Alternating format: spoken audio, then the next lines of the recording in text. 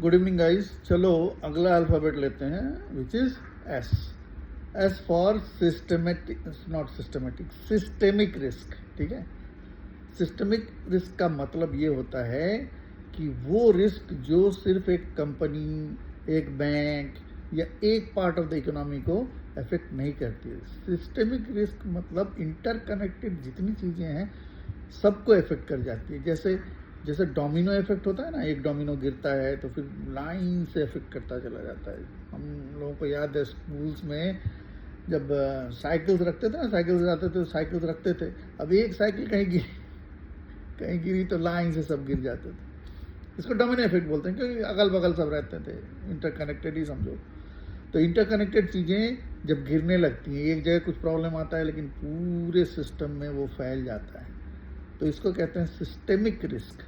ठीक है, अब क्या है, बैंक्स हैं, इकोनॉमी क्या क्या है, बैंक्स हैं, लोन्स हैं, बैंक्स लोन देते हैं, उनका काम ही है।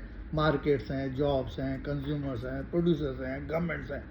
ठीक है, तो एक जगह कुछ ऐसा प्रॉब्लम आ गया, अगर वो ये सभी इंटरकनेक्टेड हैं एक दूसरे से, प्रोड्यूसर कंज्यूमर से, कंज्यूमर प्रोड्यूसर से, प्रोड्यूसर गवर्नमेंट से, गवर्नमेंट कंज्यूमर से, हाँ कंज्यूमर ही वोट देता है ना, तो सब एक दूसरे से कनेक्टेड हैं। लेकिन अगर कुछ ऐसा आज प्रॉब्लम आ जाता है तो कोलैप्स अगर फैल जाता है तो उसको, या रिस्क अगर फैल जाती है तो उसको कहते हैं सिस्टेमिक रिस्क।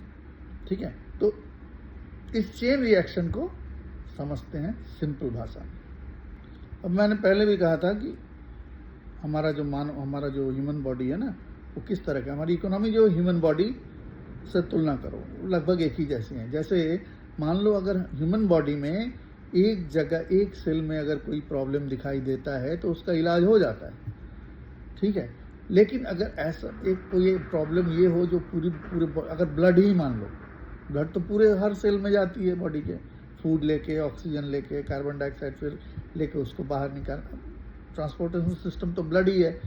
अब पूरे ब्लड अगर इन्फेक्टेड हो जाए तो सारे ऑर्गन्स कोलैप्स कर जाएंगे, ऑर्गन्स कोलैप्स करेंगे तो बॉडी भी कोलैप्स कर जाएगी। तो ये जो चेन रिएक्शन है, ये कुछ या एनालॉजी में अगर कहें तो यही सिस्टेमिक रिस्क की तरह है।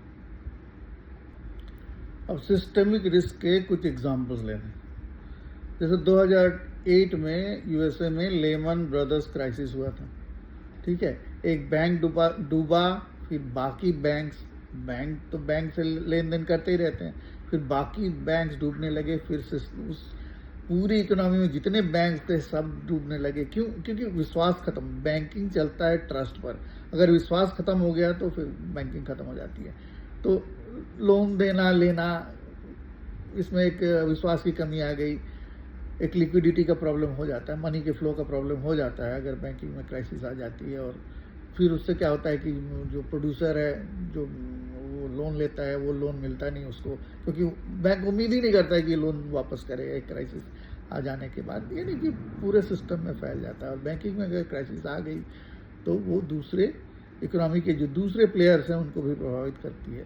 और ये जो क्राइसिस था, ये यूएस की इकोनॉमी तो पूरे वर्ल्ड की इकोनॉमी से लिंक्ड है ना, सबसे बड़ी इकोनॉमी है, तो ये लिंक था 2008 में, तो बहुत ही भयंकर रूप से लिंक था, जिसके नाते ये जो रिस्क है इसका इफेक्ट पूरी दुनिया में फैल गया और वर्ल्ड इकोनॉमिक क्राइसिस ऑफ 2008 हुआ।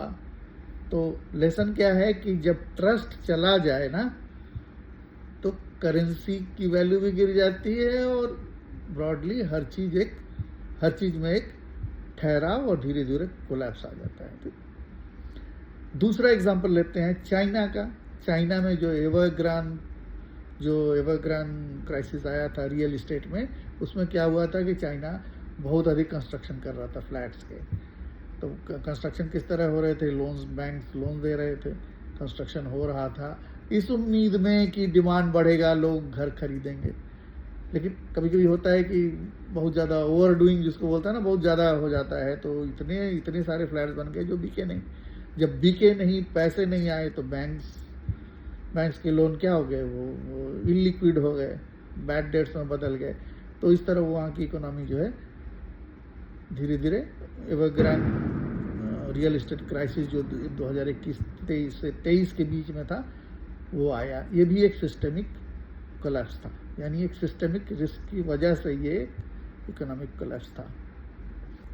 तो लेसन, एक और लेसन क्या है कि रिस्क कभी भी अकेले नहीं आता, और वो रिस्क सबसे अधिक खतरनाक होता है जो दिखता नहीं है, ठीक है। ये कभी कभी क्या होता है ना कि हम काफ़ी दिनों तक सब कुछ स्मूथली चलने से हम समझते हैं कि ये कुछ अब खतरा है ही नहीं, अब ऐसा चलता ही रहेगा, ये हम हर बार सोचते हैं। तो रिस्क हम आइडेंटिफाई भी नहीं कर सकते ना, वो मतलब आग तो देखते ही नहीं, हम धुआं भी नहीं देख पाते। और ठीक ऐसे ही वक्त जब लगता है कि सब कुछ ठीक चल रहा है या ये पहले की तरह नहीं होगा कुछ, तभी कुछ खतरे आ जाते हैं, और वो सिस्टेमिक रिस्क का फॉर्म ले लेते हैं। तो पॉलिसी मेकर्स जो हैं उनको हमेशा ना, जब सब कुछ ठीक चल रहा है तो भी ये नहीं कहना चाहिए, पॉलिसी मेकर्स हों, कमेंटेटर्स हों, उनको कभी ये नहीं कहना चाहिए this time it is different. उनको हमेशा सावधान रहना चाहिए, ठीक है। जैसे कार चलाने वाला एयर बैग्स तो रखता ही है कार में, वो सावधानी तो बरतता ही है। तो ये रखने से क्या होगा, क्योंकि सिस्टेमिक रिस्क जो है ना वो कभी भी आता है तो वार्निंग देके नहीं आता है। हमें जो उसके मैट्रिक्स हैं उनको वॉच करना पड़ता है, और वैसे उनको ट्यून टाइट करते रहना पड़ता है। सिस्टेमिक रिस्क के पैटर्न जो है ना सेम होते हैं, सिर्फ एक्टर्स बदल जाते हैं, यानी जो उसके कारण बनते हैं सिस्टेमिक रिस्क के, वो एक्टर्स अलग अलग हो सकते हैं, लेकिन एक पैटर्न होता है, वो दिखता है।